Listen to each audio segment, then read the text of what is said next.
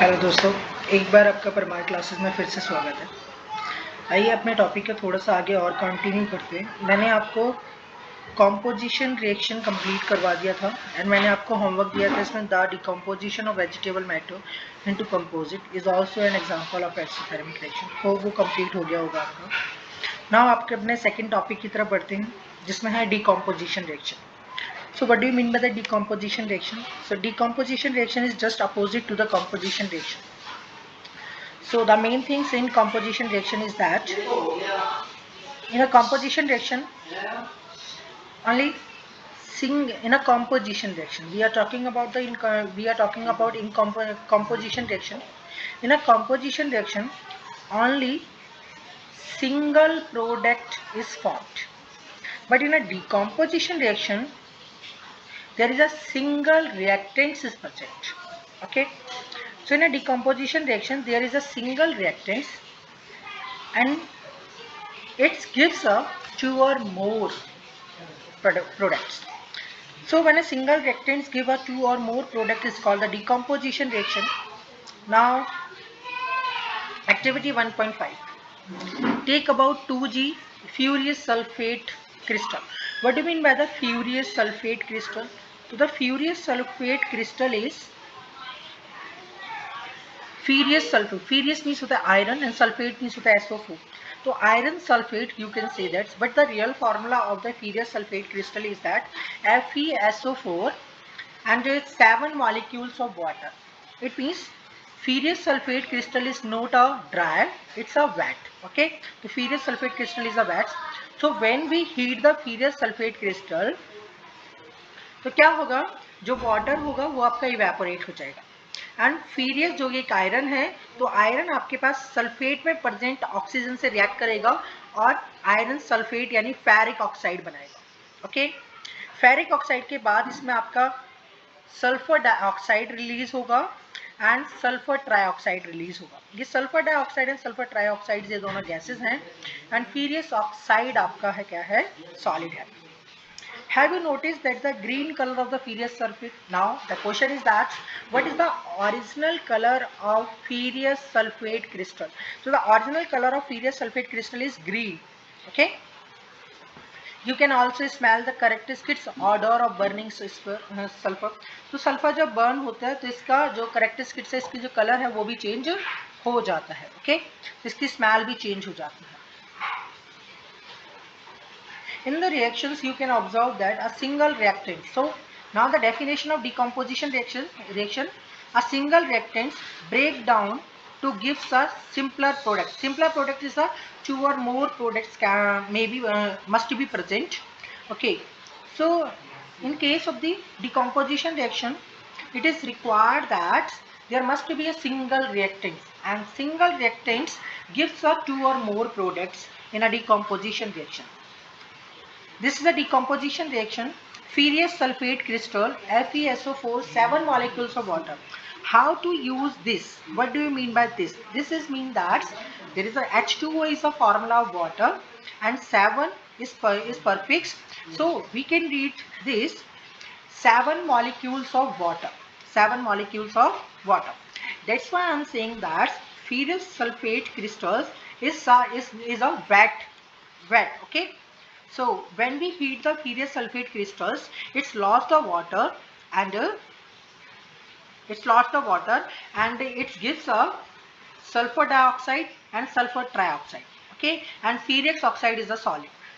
So sulfur dioxide is a gas and sulfur trioxide is also a gas and ferrous oxide is a solid substance. Okay. So decomposition of calcium carbonate. So we already talking about the calcium carbonate.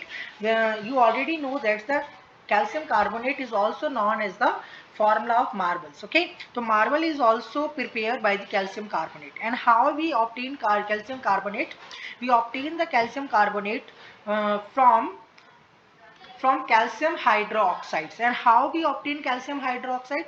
When calcium oxide react with water, it gives a calcium hydroxides. Okay, and plus heat. So calcium hydroxide plus water gives a calcium hydroxides and heat. ये मैं आपको दिखा देता हूँ ये reaction कहाँ पर है, नहीं तो आपको कन्फ्यूजन होगी कि मैं कहाँ से पढ़ा रहा हूँ। ये मैं ऑलरेडी पढ़ा चुका हूँ आपको कॉम्बिनेशन रिएक्शन के अंदर। So calcium oxide is called quicklime and when calcium oxide is react with a water it gives a calcium hydroxide. और मैंने इसके बारे में आपको बताया था कि जो क्विकलाइम है इसको कैल्शियम ऑक्साइड भी कहते हैं। और आपको एक और चीज़ भी पता है कि इस क्विकलाइम को चूना भी कहते हैं, जो कि घर में सफ़ेदी करने के लिए यूज़ किया जाता है। एंड कैल्शियम हाइड्रोक्साइड को आप किस लिए यूज़ करते हैं? घर में सफ़ेदी करने के लिए यूज़ करते हैं। जब चूने में पानी मिला दिया जाता है तो उसके बाद जो सब्सटेंस बनता है वो होता है कैल्शियम हाइड्रोक्साइड, और उस कैल्शियम हाइड्रोक्साइड को आप घर पर वाइट वॉशिंग के लिए यूज़ करते हैं।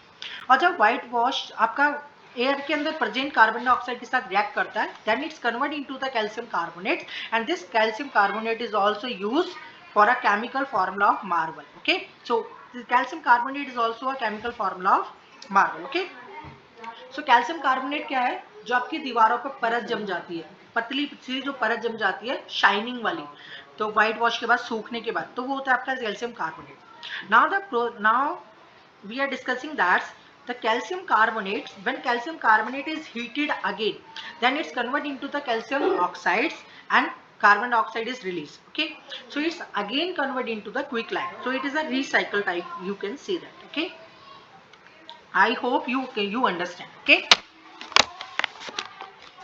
now another example of thermal decomposition. What do you mean by thermal here? So thermal means hota hai heat, so thermal decomposition reactions means such kind of decomposition reactions in which the heat is used for uh, for for for to produce a two or more products from a single reactant.